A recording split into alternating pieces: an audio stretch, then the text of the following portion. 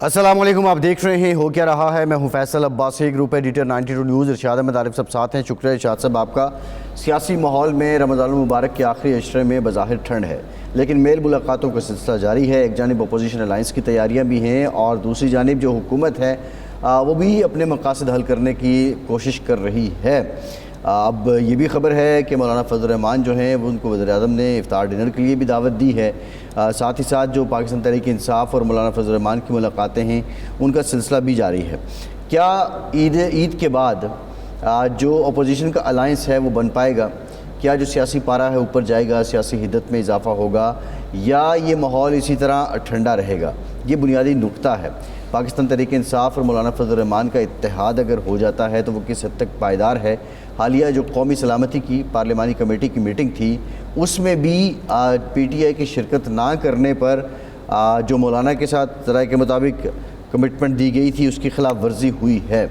بہرحال کیا مولانا فضل الرحمان جو دستیاب اور میسر قیادت ہے پاکستان تحریک انصاف کی اس پہ ٹرسٹ کر سکتے ہیں، اس پہ بھروسہ کر سکتے ہیں، اور اس بھروسے کی بنیاد پہ کیا کسی ایسی تحریک یا الائنس کی بنیاد رکھی جا سکتی ہے جو واقعتاً حکومت کے لیے مشکل کھڑی کر دے؟ یہ ایک بنیادی نقطہ ہے اور یہ عید کے بعد ہی پتہ چل سکے گا کہ کیا ایسا ممکن ہے یا نہیں۔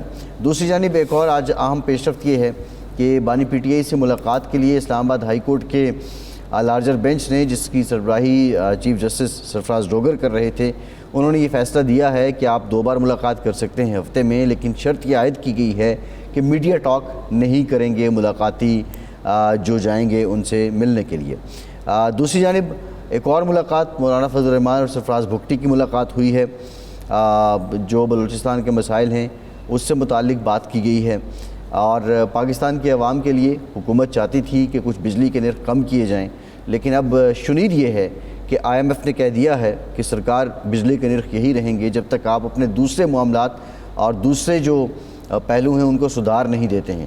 اور یہی خبر جو ہے وہ ریئل اسٹیٹ سے متعلق بھی ہے کہ پاکستان کی حکومت یہ چاہتی تھی کہ ریئل اسٹیٹ میں جو ٹیکس لگائے گئے ہیں ان میں کچھ چھوٹ دی جائے تاکہ کاروبار چل سکے، لیکن آئی ایم ایف نے کہا ہے کہ ریئل اسٹیٹ میں بھی گنجائش یا چھوٹ نہیں دی جا سکتی۔ ان تمام معاملات پہ ہم بات کریں گے۔ ہمیں وزیر اعظم کے کوارڈینیٹر پر خیبر پختونخوا مسلم لیگ نون کے سینئر رہنما اختیار ولی خان جوائن کر رہے ہیں۔ اختیار صاحب بہت شکریہ، آپ کی طرف آئیں گے۔ ارشاد صاحب، بظاہر کیا ہے یہ آپ سمجھتے ہیں کہ جو ابھی ریسنٹلی قومی سلامتی کمیٹی کا ہی جو میٹر تھا اس پہ پی ٹی آئی اور مولانا کے درمیان وہ جو انڈرسٹینڈنگ تھی اس کی کہیں خلاف ورزی ہوئی، یا یہ ماحول جو اب ہے ابھی اوبویسلی رمضان ہے، نیچرلی آخری عشرہ ہے، اس طرح تو ہم ایکسپیکٹ بھی نہیں کر رہے کہ بہت زیادہ سیاسی پارہ ہائی ہوگا، لیکن عید کے بعد کیا ہونا ہے؟ دیکھیں یہ تو جب قومی سلامتی کمیٹی کی اجلاس میں شرکت کا معاملہ تھا تو میری اطلاع کے مطابق P T I, Mahmood Khan Achakzai, Allama Nasir عباس، مولانا فضل الرحمان صاحب کی پارٹی، جماعت اسلامی اور جو اپوزیشن اس وقت اکٹھا ہونے کی کوشش کر رہی ہے، ان کی بھی ایک میٹنگ ہوئی اور اس میں یہ طے ہوا کہ شرکت کی جائے، لیکن پھر صبح فیصلہ ہوا کہ شرکت نہیں ہوگی۔ تو کہا یہ جاتا ہے کہ جب مولانا فضل الرحمان صاحب نے کہا کہ بھائی کل تو یہ طے ہوا تھا، تو اب آپ نے اگر عدم شرکت کا فیصلہ کیا ہے تو ہمیں کم از کم بتا ہی دیتے۔ اور راوی کے مطابق مولانا فضل الرحمان صاحب یا ان کے نمائندے نے علامہ ناصر عباس سے پوچھا کہ جی آپ کو اطلاع ہے کہ یہ شرکت نہیں کریں گے؟ تو انہوں نے کہا مجھے بھی کوئی اطلاع نہیں ہے۔ تو اس پر تھوڑا سا گلا شکوہ ہوا کہ آپ جب فیصلے کرتے ہیں، کہتے ہیں اجتماعی فیصلے ہونے چاہیے، اپوزیشن کو مل بیٹھ کے کوئی فیصلہ کرنا چاہیے، لیکن جب فیصلہ ہو جاتا ہے اور اس سے آپ پیچھے ہٹتے ہیں، آپ کو حق حاصل ہے کہ آپ کوئی فیصلہ تبدیل کریں ایک جمہوری جماعت، سیاسی جماعت کے طور پر، لیکن اپنے اتحادیوں کو اعتماد میں تو لے لیا کریں۔ تو اس پہ اسد قیصر صاحب نے کہا کہ جی اصل میں ہمارے ہاں خان صاحب چونکہ اندر ہیں، باہر سارے لیڈر بن گئے ہیں، اب پتہ نہیں چل رہا ہوتا کہ کہاں کیا فیصلہ ہو رہا ہے۔ تو انہوں نے یہ میری ایک سورس سے اطلاع ہے، اگر پی ٹی آئی چاہے تو اس کی تردید بھی کر سکتی ہے، لیکن یہ ہے کہ اپوزیشن کے اتحاد میں ایک مسئلہ یہ بھی آڑے آ رہا ہے کہ کیا پی ٹی آئی کی جو موجودہ لیڈرشپ ہے کوئی فیصلہ کرنے کی پوزیشن میں ہے، اور جو فیصلہ اپوزیشن کے ساتھ مل کر اپوزیشن کی دوسری جماعتوں کے ساتھ مل کر کیا جائے گا اس پر عمل درآمد میں بھی آزاد ہیں. عمل درآمد ہوگا نہیں ہوگا, کب کس وقت وہ اپنے فیصلے سے رجوع کر لیتے ہیں, یہ ایک معاملہ چل رہا ہے.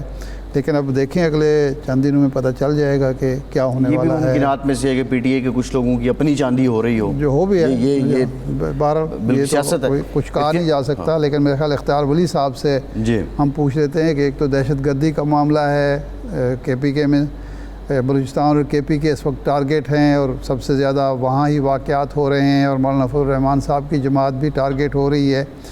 اختیار ولی صاحب, آپ قرار دیتے ہیں, یعنی حکومت پی ٹی آئی کو ذمہ دار قرار دیتی ہے, جبکہ پی ٹی آئی کی حکومت جو ہے صوبے میں, علی امین گنڈا پور صاحب وہ کہتے ہیں کہ جناب دہشت گردی سے نمٹنے کے لیے ہمیں نہ تو وسائل فراہم کیے جاتے ہیں, نہ ہمارے جو مالی معاملات ہیں وہ درست ہیں, ہمیں جو ہماری ڈیمانڈ ہے یا ہمارے ڈیوز ہیں وہ تک ادا نہیں کیے جاتے. تو یہ کہ صوبے سے اور آپ کے صوبے سے امتیازی سلوک کیا ہے, اور واقعی یہ دہشت گردی سے نمٹنا صوبائی حکومت کی ذمہ داری ہے یا وفاق کا معاملہ ہے؟ بسم اللہ الرحمن الرحیم. بہت شکریہ. دیکھیں یہ اس طرح ہوا کہ جو پی ڈی ایم 1 کی حکومت تھی تو اس وقت ایک اجلاس ہوا, میں اس میں موجود تھا, اور گورنر اس وقت غلام علی صاحب تھے جے یو آئی کے, اور اس میٹنگ میں وزیر اعظم نے یہ پوچھ لیا کہ 470 ارب روپیہ آپ کو کاؤنٹر ٹیررزم کے لیے دیا گیا ہے صوبے کے, وہ پیسے کہاں ہیں؟ اچھا. اور خیبر پختونخوا کی حکومت جو تھی وہ اس وقت بتانے سے قاصر تھی. اچھا. اور اس وقت محمود خان جو تھے تو وہ وزیر اعلیٰ تھے, اور پھر اس کے بعد ان پیسوں کا حساب کتاب جو ہے وہ مانگا گیا علی امین گنڈا پور سے بھی. اچھا. علی امین گنڈا پور صاحب نے بھی اس کا ذکر نہیں کیا, وہ اس کا جواب نہیں دے سکے. وہ پیسے اس لیے دیے گئے تھے کہ کچھ کم 500 ارب ہیں, 5-6-7 ارب روپے اس میں کم ہو سکتے ہیں, 490 کہہ لیں, 85 کہہ لیں, 95 کہہ لیں. وہ پیسے استعمال ہوئے ہیں جلسوں میں, جلوسوں پر, انتشاری مارچوں پر, ڈی چوک کے اور اسلام آباد پر چڑھائیوں کے لیے. اس سے لیا گیا ہے اپنی تنظیموں کے لیے اور اپنے کارکنوں کے لیے اسلحہ خریدا گیا ہے, ٹیئر گیس کے شیلز خریدے گئے ہیں, ٹیئر گنز خریدے گئے ہیں, اپنی سوشل میڈیا کے لیے اس سے موبائل اور لیپ ٹاپس خریدے گئے ہیں. وہ پیسے ان کی ذاتی جیبوں میں گئے ہیں. جن پیسوں سے ریاست نے اپنی عوام کو محفوظ بنانا تھا, وہ پیسے ریاست کے خلاف استعمال ہوئے ہیں. اور اس پہ پیکا کا قانون موجود ہے. اگر کوئی سمجھتا ہے کہ میں غلط کہہ رہا ہوں تو آ جائے اور مجھے چیلنج کر لے, مجھے کورٹ میں لے جائے. اختیار ولی صاحب, یہ درست ہے آپ فرما رہے ہیں, آپ پیکا ایکٹ کی بات بھی کر رہے ہیں. پیکا تو خیر بیچارے ابھی تو صحافیوں پر ہی لگ رہا ہے, کسی اور پر تو لگا نہیں ہے. لیکن علی امین گنڈا پور کہتے ہیں کہ میں نے 5000 بندوقوں کا آرڈر دیا تھا جب میں وفاقی وزیر تھا, اور صوبائی حکومت نے دیا تھا. جب آ کے میں نے پوچھا کہ وہ 5000 بندوقیں جو ہیں وہ کہاں خریدی گئی ہیں اور کہاں ہیں, تو کوئی اس کا حساب کتاب ہی نہیں تھا. تو یہ کوئی واقعہ ہے؟ 4000 بندوقوں کا آرڈر دیا تھا, 500 ملی ہیں 10 سال میں. 500 ملی ہیں 10 سال میں, وہ کہہ رہے ہیں. تو یہی تو ہم کہتے ہیں نا کہ 500 ارب روپیہ مینز اے لاٹ. اس سے تو آپ پوری فوج تیار کر سکتے. 500 ارب روپے بہت بڑی چیز ہوتی ہے. وہ پیسے کہاں گئے, یہی تو ہم بھی پوچھتے ہیں. جب پھر علی امین صاحب کو اسلام آباد میں اسی طرح قومی سلامتی کی میٹنگ میں وہ آئے تھے, اور اس میٹنگ میں ابھی یہ حکومت بننے کے بعد جو 1 سال جس کا ہو گیا ہے, فروری 2024 کے بعد, اس میں علی امین سے پوچھا گیا کہ وہ پیسے کہاں ہیں. تو علی امین صاحب اس کا جواب نہیں دے سکے, اور جب میٹنگ ختم ہوئی تو باہر آئے اور میڈیا پہ انہوں نے خوب اپنے منہ سے انگارے نکالے, اور پی ڈی ایم حکومت, فارم 47 کی حکومت, جعلی مینڈیٹ, 804, 804, یہ ساری کہانیاں گڑھ کے وہ چلے گئے.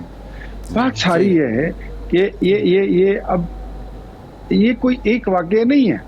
آج یہ رمضان کا مہینہ ہے, آج آپ دیکھ لیں ہمارا 23واں 24واں روزہ ہے. رمضان پیکج جو میرے خیال میں کوئی 10-12 ارب روپے کا ہے، وہ خیبر پختونخوا کی حکومت نے بالکل خالصتاً، پہلے بھی ہوتا تھا، غریب لوگ جو ہیں وہ دہائیاں دے رہے ہیں، وہ دہائیاں دے رہے ہیں کہ بھئی ہمارے رمضان کے پیسے تم لوگ کھا گئے ہو، خیرات تم کھا جاتے ہو، زکوٰۃ تم کھا جاتے ہو۔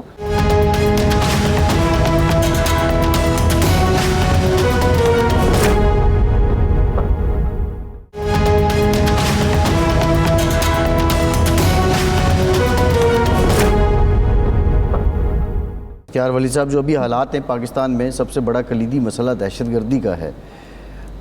علی امین گنڈاپور نے یہ کہا کہ افغانستان اور طالبان جو ہیں انہوں نے رشیا کو شکست دی، انہوں نے امریکہ کو شکست دی، 2 سپر پاورز کو شکست دے چکے ہیں، ان سے بات کرنی پڑے گی۔ ایک تو بطور چیف ایگزیکٹو آف دی صوبہ جس میں وہ آ کے کارروائیاں کر رہے ہیں، ان کی طرف سے آپ سمجھتے ہیں کہ یہ بیان مناسب ہے؟ اور دوسرا، اگر بات کرنے سے مسئلہ حل ہو جاتا ہے تو پھر اتنے بڑے پیمانے پہ محاذ پر جانے سے بہتر نہیں ہے یہ؟ کس نے کہا ہے کہ ہم افغانستان کو شکست دینا چاہتے ہیں؟ کون کہتا ہے؟ اور آپ ڈرا کس کو رہے ہیں کہ انہوں نے امریکہ کو شکست دی، فلاں کو شکست دی؟ ہم لڑنا ہی نہیں چاہتے افغانستان کے ساتھ، ہماری لڑائی کوئی نہیں۔ ہم تو یہ کہتے ہیں کہ آپ اپنی سرزمین ہمارے خلاف استعمال نہ کریں۔ اتنی سی بات ہے، اس کو آپ لڑائی کہہ رہے ہیں، اس کو آپ نے جنگ بنا دیا۔ تمہیں زندگی بڑی پیاری ہوگی، ہمیں تو نہیں ہے، نہیں، جی لیا جی لیا۔ یہ بات آپ بھی فرما رہے ہیں، یہ بات خواجہ آصف صاحب اور کئی لوگ بھی مسلسل کہہ رہے ہیں، لیکن جنرل باجوہ صاحب کہتے ہیں کہ یہ تو بالکل ایسا ہوا ہی نہیں ہے، یہ مجھے آپ ایوان میں آنے کا موقع دیں، میں آپ کو بتاؤں گا کہ ایسا کوئی ایک منصوبہ تھا، تجویز تھی، جس پر کوئی عمل درآمد نہیں ہوا، اور وہ چیلنج کرتے ہیں اس بات کو۔ ایک دوسرا یہ ہے کہ اگر کے پی کے میں دہشت گردی کی وجہ یہ ہے، جو ٹی ٹی پی کے لوگ 7-8 ہزار فیملیز آئیں یہ ہیں، تو بلوچستان میں تو اس سے زیادہ واقعات ہوئے، وہاں تو کوئی فیملیز نہیں آئیں۔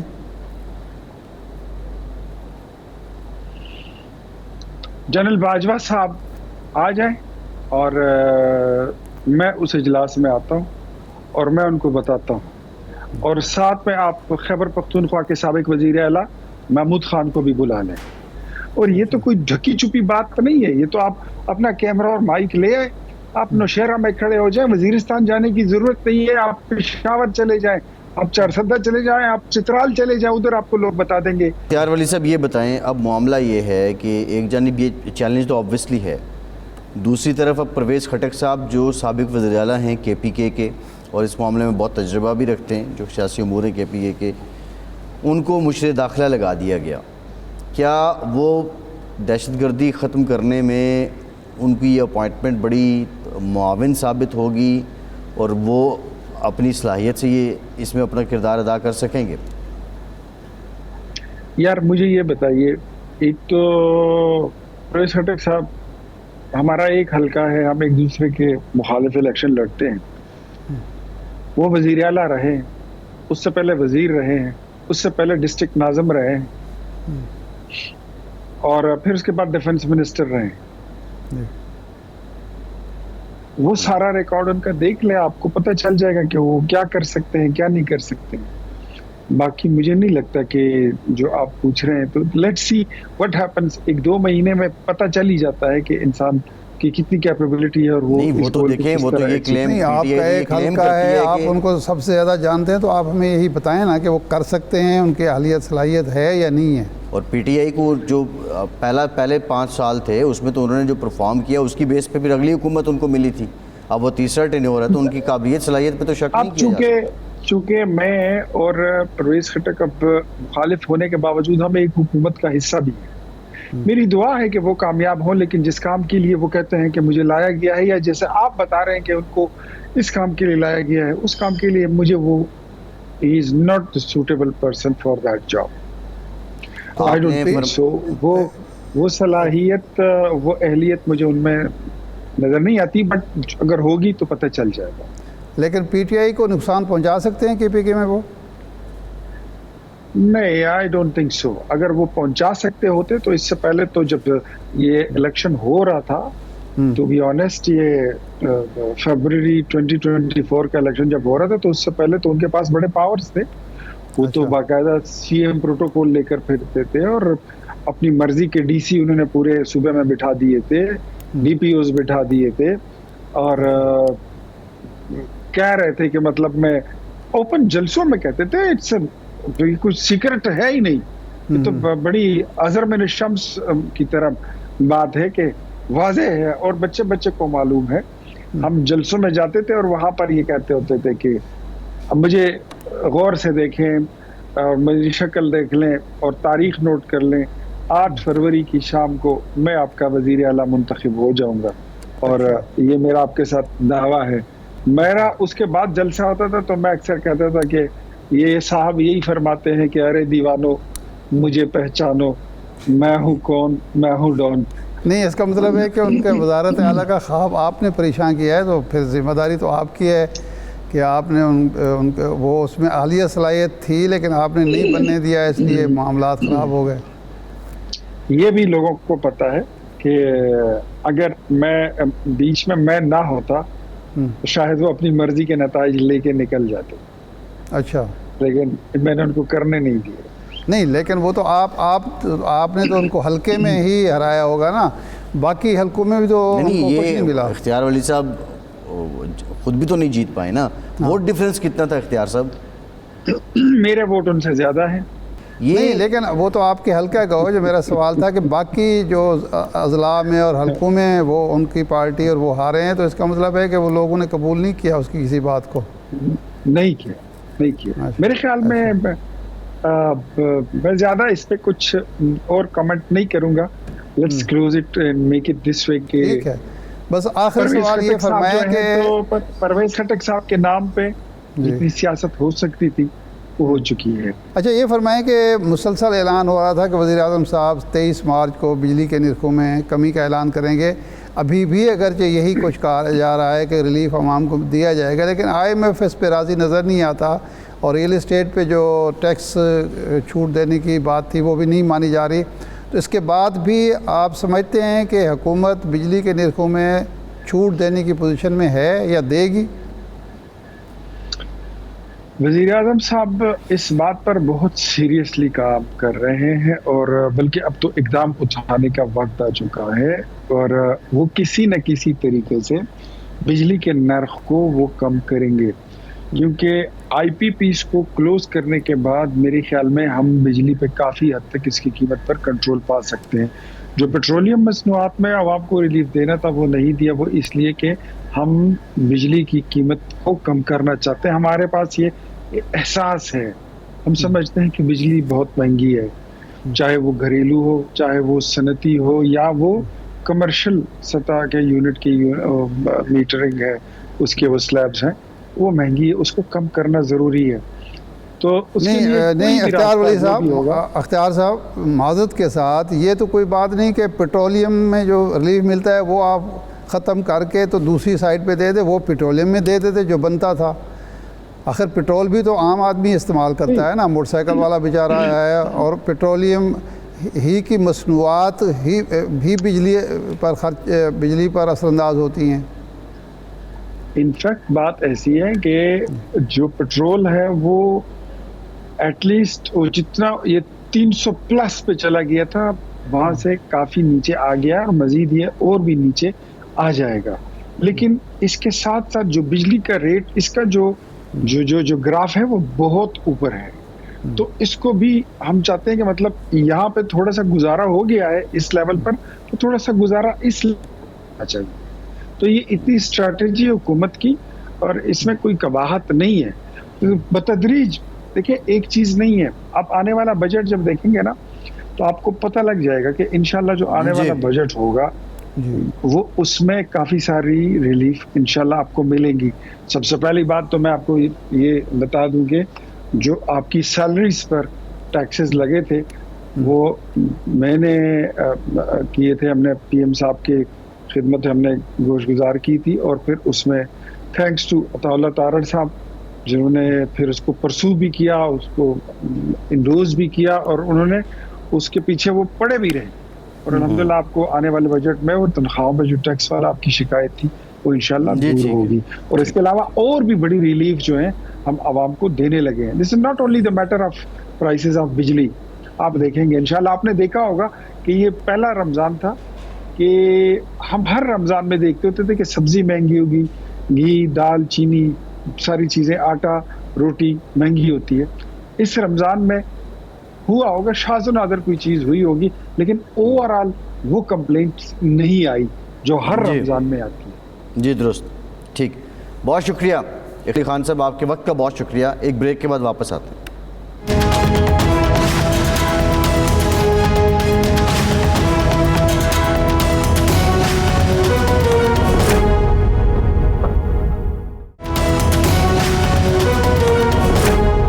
بریک کے بعد ایک بار پھر سے آپ کا خیر مقدم کرتے ہیں. ہمیں جوائن کیا ہے JUIFA کے سینئر رہنما سینیٹر کامران مرتضیٰ صاحب نے. بہت شکریہ کامران صاحب آپ کے وقت کا. کامران صاحب, وزیر اعلیٰ بلوچستان سرفراز بگٹی اور مولانا فضل الرحمان کی ملاقات ہوئی ہے, کیا گفت و شنید ہوئی؟ ملاقات کا ایجنڈا کیا تھا؟ کیا کوئی افطار ڈنر کی دعوت دینے آئے تھے وزیر اعلیٰ بلوچستان؟ مولانا صاحب فاتحہ کے لیے وہاں گئے ہوئے ہیں. حافظ حسین احمد صاحب فوت ہوئے ہیں. ہمارے محمود شاہ صاحب میں جنرل سیکرٹری, ان کی والدہ فوت ہوئی ہیں. ایک اور بھی وفات ہے, تو وہ گئے ہوئے تھے وفات کے حوالے سے, فاتحوں کے حوالے سے. اچھا, تو میرا خیال ہے ویسی کرچی کال کے لیے آئے تھے. کل مجھے بھی فون کیا تھا, مگر وہ کرچی کے لیے جو ہے وہ کوئی ایسی خاص بات نہیں تھی شاید. مجھے نہیں پتا کہ درمیان میں ان کی کیا باتیں ہوئی ہیں. پھر وہ جب بھی جاتے ہیں تو ملتے ہیں ان سے. اس کا مطلب بنیادی طور پر وہ فاتحہ کے لیے آئے تھے, باقی سیاسی باتیں ہو بھی گئی ہیں تو وہ ایجنڈے کا حصہ نہیں لگتی, یا ایجنڈا کم از کم نہیں تھا. لیکن ایجنڈا کوئی نہیں تھا. وہ ان کو پتہ چلا ہوگا کہ مولانا صاحب وہاں پہ ہیں, تو وہ اس وجہ سے گئے ہوں گے. مجھے بھی کل اس کا فون آیا تھا کہ آپ مولانا صاحب کے ساتھ نہیں آئے. میں نے کہا میں تو کل واپس آیا, مجھے بعد میں پتہ چلا مولانا صاحب آ رہے ہیں. اچھا, یہ فرمائیں کہ شہباز شریف صاحب نے بھی افطار کے ڈنر کی دعوت دی ہے مولانا فضل الرحمان صاحب کو؟ شہباز شریف صاحب تو میرے خیال خود ملک سے باہر تھے, سعودیہ میں تھے شاید. نہیں, اب تو واپس آ گئے نا. نہیں, اب آگے ہوں گے, مگر اس کے بعد مین وائل جو ہے میرا خیال مولانا کی کوئی ایسا رابطہ نہیں ہوا, اور میرے علم میں نہیں ہے کم از کم, کیونکہ درمیان میں 3 دن کوئٹہ گزار کے آیا ہوں, اور جب میں کوئٹہ سے واپس آیا ہوں تو مولانا کوئٹہ چلے گئے. اچھا, کہا یہ جاتا ہے کہ یہ جب قومی سلامتی کمیٹی کا اجلاس بلایا گیا تو PTI نے مشاورت کی مولانا فضل الرحمان صاحب سے, یا PTI نے مشاورت کی JUI کی لیڈرشپ سے, جس میں جماعت اسلامی بھی تھی اور اس میں محمود خان جگزئی کی پارٹی بھی تھی, ناصر عباس صاحب وغیرہ تھے. طے یہ ہوا رات 2-2:30 بجے تک کہ جی اب سب کے سب شریک ہوں گے. پھر صبح انہوں نے بائیکاٹ کا اعلان کر دیا, تو مولانا فضل الرحمان صاحب نے گلہ کیا کہ کم از کم آپ اعتماد میں لے لیتے, ہم سے پوچھ تو لیتے, ہمیں بتا تو دیتے کہ ہم بائیکاٹ کر رہے ہیں. یہی گلہ محمود خان جگزئی اور ناصر عباس کو بھی تھا. تو یہ ایسا واقعہ ہوا کوئی؟ نہیں, یہ تھوڑے سے فیکٹس جو ہے نا وہ اس طرح سے نہیں ہے, کسی اور طرح سے. انہوں نے اپنے طور پہ ڈیسائیڈ کیا تھا کہ وہ جائیں گے, اور وہ میڈیا سے ہمیں پتہ چلا.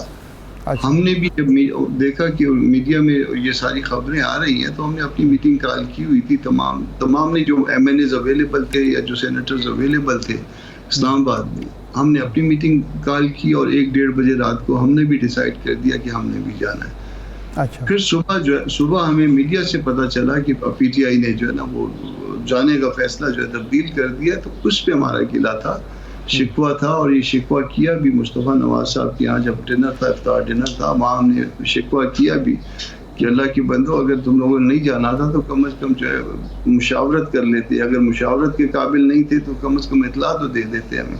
تو اس طرح کا گلہ.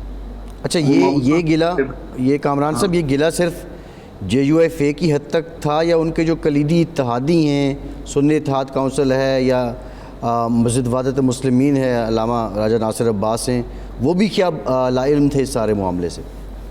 نہیں, ان کا گلے نہیں تھے. وہ میرا خیال ہے شاید یہ جو سب کچھ انہوں نے چھوڑا تھا تو وہ جو اتحادی پارٹیاں تھیں ان کے کہنے پہ چھوڑا تھا. میرا خیال ہے, میں غلط ہو سکتا ہوں اس بات پہ, مگر وہ سب جو ہے وہ آپس میں ایک پیج پہ تھے. اچھا, وہ سیم پیج پہ تھے. آپ کو گلہ تھا کہ کم از کم مشاورت کر لیتے, بتا دیتے کہ جی ہم نے یہ فیصلہ کر لیا ہے, تو اب آپ دیکھ لیجئے کہ یہ آپ کو بھی یا آپ کو مشورہ بھی دے سکتے تھے, تجویز بھی پیش کر سکتے تھے. تو یہ جو ایک مسٹرسٹ ہے یا ایک ناتجربہ کاری اگر کہا جا سکتا ہے, یا ان کی اپنی لیڈرشپ کے درمیان اتحاد نہیں ہے, آپ کے ساتھ جو اتحاد کی بات چیت چل رہی ہے مشترکہ جدوجہد کی, اس پر اثر انداز ہو سکتا ہے؟ نہیں, اتنا سیریس نہیں ہے. اس دن یہی گلے شکوے ہوئے تھے, اس کے اوپر ہمارے گلے شکوے ہوئے تھے, 26 امینڈمنٹ کے حوالے سے گلے شکوے ہوئے تھے, اور سب کے سامنے ہوئے تھے.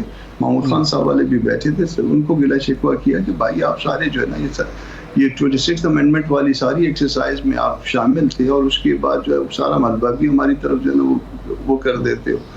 تو سارے بیٹھے تھے تاکہ کم از کم یہ ریکارڈ رہے. یہ ہماری مطلب اس کنڈیشن میں بھی ایک بات ہے کہ پہلے اس میں اپنی اور ہماری پوزیشن جو ہے نا وہ کلیئر کریں, تاکہ پتہ چلے کہ ہم نے کوئی ایسا اکیلے جو ہے نا وہ نہیں کیا ہوگا.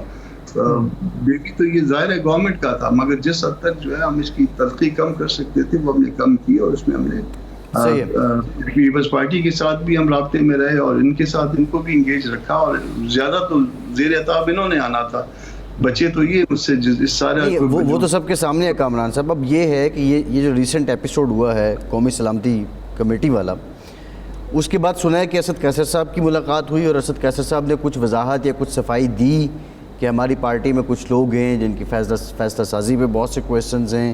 کیا ایسا ہوا ہے, اور آپ بھی سمجھتے ہیں کہ جو وہ وضاحت دے رہے ہیں بطور جماعت وہ قابل قبول ہے, اس کو مان لیا جائے اور آگے بڑھا جائے, یا اگر یہی اسی طرح کے سلسلے رہے, ہاں نہ میں اقرار انکار میں چلتے رہے, تو آپ کا الائنس کیسے بننا ہے؟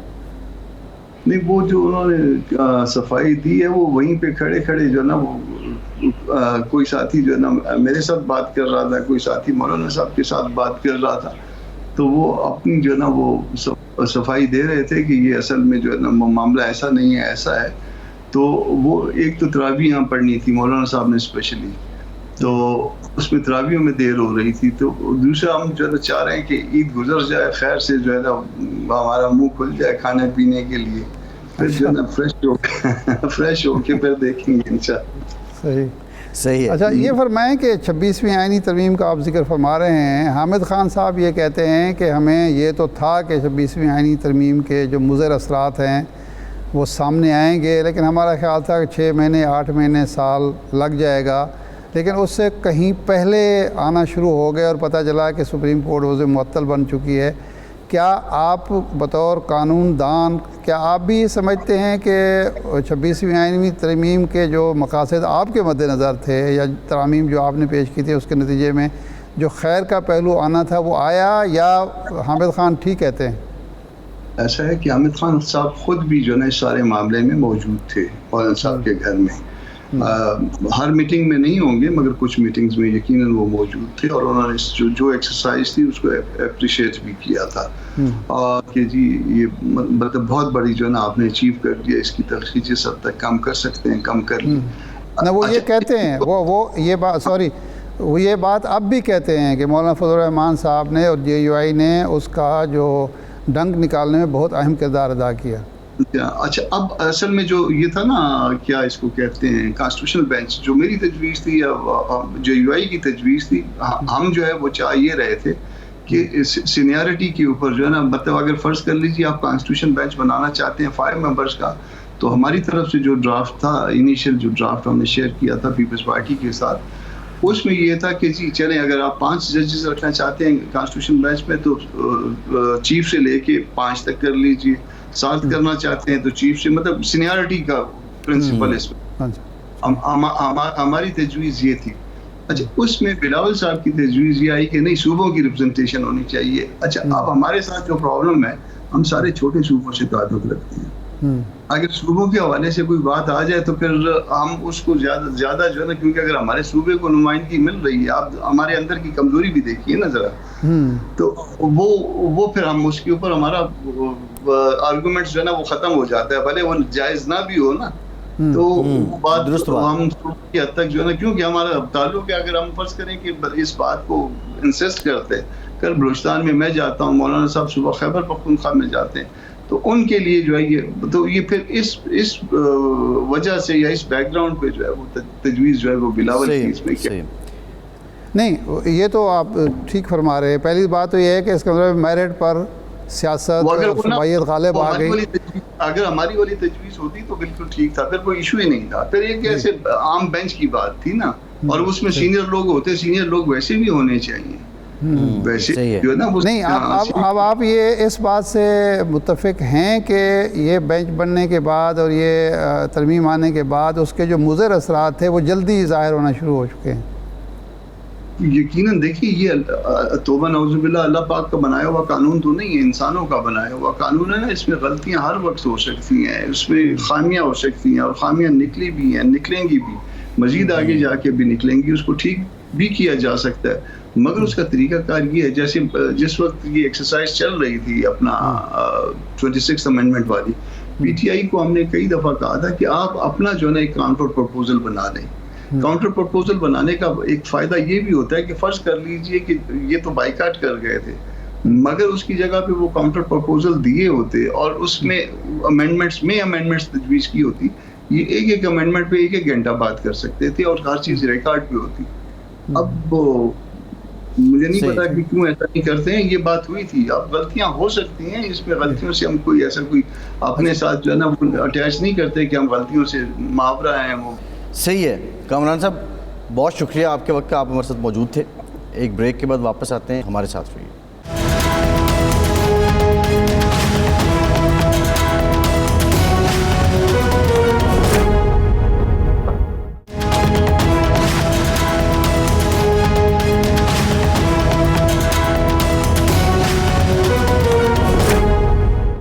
بریک کے بعد ایک بار پھر سے آپ کو خوش آمدید کہیں گے. ارشاد صاحب, معیشت سے متعلق ایک تو ریئل اسٹیٹ کا جو کام تھا, پراپرٹی کا جو لوگ کام کرتے تھے وہ امید لگائے بیٹھے تھے کہ شاید کوئی فلیکسیبلٹی مل جائے, کچھ ٹیکسز کم ہو جائیں, ان کا کام چلے. ویسے تو پرسنلی آئی بلیو کہ پراپرٹی کا کام رکتا ہے تو باقی کام چلتے ہیں, تو یہ بڑا آسان سا کام بھی ہے, اس کا روزگار تو پیدا نہیں ہوتے. بہرحال پھر بھی جو آئی ایم ایف ہے اس نے کہا جی کوئی آپ اس کے لین دین پہ جو ٹیکس کی شرح ہے وہ کم نہیں ہو سکے گی. ایک تو یہ ہے. دوسرا بجلی سے متعلق بھی اب یہ رپورٹ ہو رہا ہے ذرائع سے کہ انہوں نے کہا کہ بجلی کی قیمتیں بھی موجودہ جو آپ کی بجلی کی صورتحال ہے, پروڈکشن کی بھی, آپ کے انفراسٹرکچر کی بھی, آپ کی سپلائی کی بھی, اس کو مد نظر رکھتے ہوئے تو آپ بجلی کی قیمتیں بھی کم نہیں کر سکتے ہیں.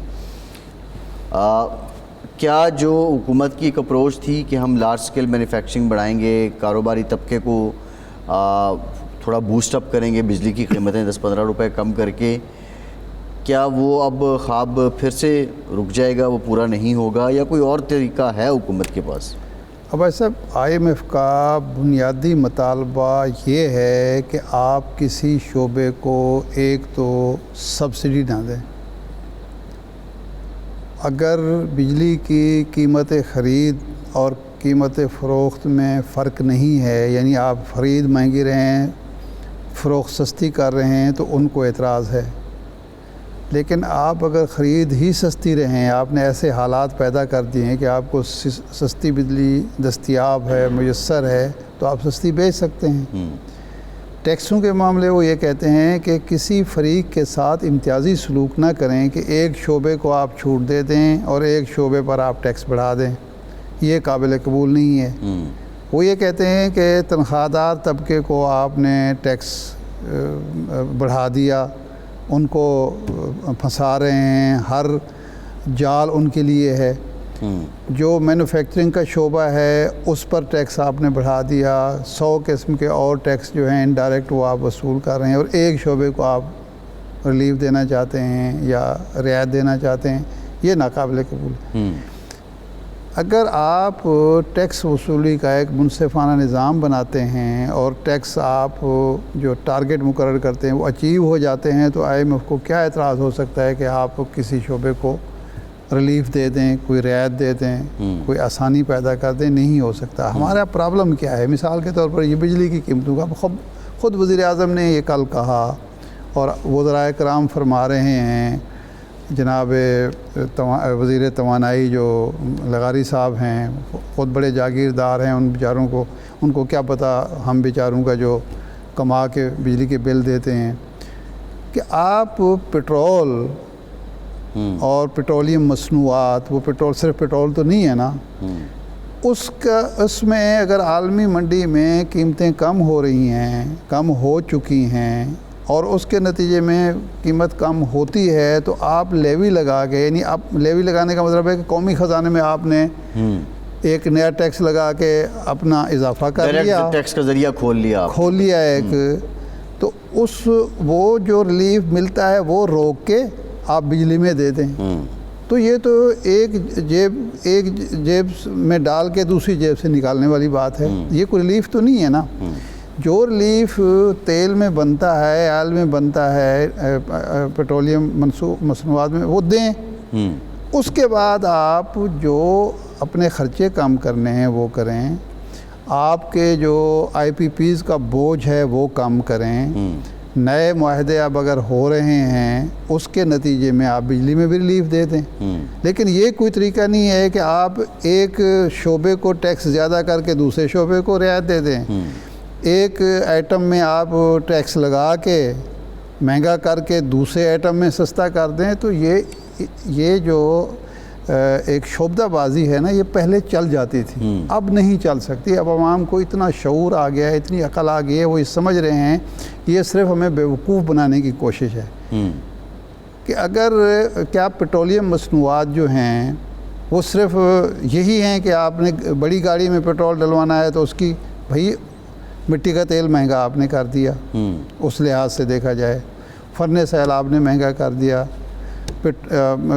جو ہے پیٹرول آپ نے مہنگا کر دیا، ڈیزل آپ نے مہنگا کر دیا، آپ کے ٹیوب ویل چلتے ہیں، آپ کے کارخانے چلتے ہیں، آپ کے بجلی گھر چلتے ہیں، وہ ساری چیز مہنگی کر کے آپ کہتے ہیں جی بجلی ہم سستی کر دیں گے، تو اس سے فائدہ کیا ہوگا عوام کو؟ یہ بھی کوئی منطق ہونی چاہیے۔ تو میرا خیال یہ ہے کہ حکومت کو اب شعبہ بازی چھوڑ کے اچھا یہ جو سولر والا شروع کیا ہے، بھئی اس سے بڑی زیادتی نہیں ہے کہ آپ نے لوگوں کو کہا۔ ابھی ایک اور چیز میرے سامنے آئی ہے، کل ایک دوست بتا رہے تھے ایک محفل میں کہ پنجاب میں انہوں نے کہا کہ جی ہم سولر ٹیوب ویل دیں گے لوگوں کو، 10 لاکھ روپے میں قرآن اندازی ہوگی۔ جب وہ جن کے نام نکل آئے ان کو پابند کیا گیا ہے کہ جی آپ فلاں ڈیلر سے لیں گے، وہ فلاں ڈیلر سے آپ جو ہیں 3 لاکھ مزید مانگ رہے ہیں۔ اب یہ سوچنے کی بات ہے مریم نواز صاحبہ کو اور وزیر اعظم کو کہ جو وہ ڈیلر صاحبان کون ہیں۔ اچھا یہ اب نچلی سطح پہ کوئی گیم ڈال گیا، جو بھی ڈال گیا تو یہ نہیں ہوگی،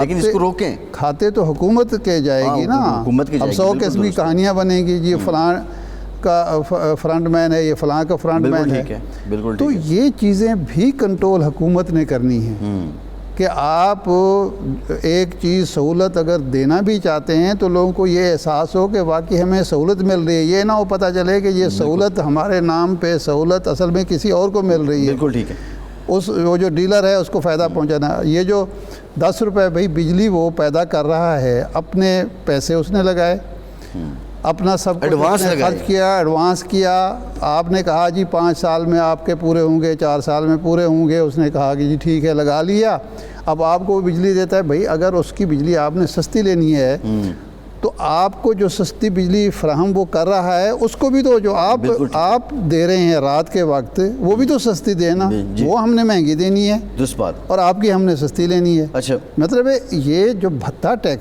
ٹیکس لیں آپ، بھتہ خوری نہیں ہونی چاہیے، یہ نہ پتہ چلے کہ ریاست بھتہ خوری پر اتر آئی۔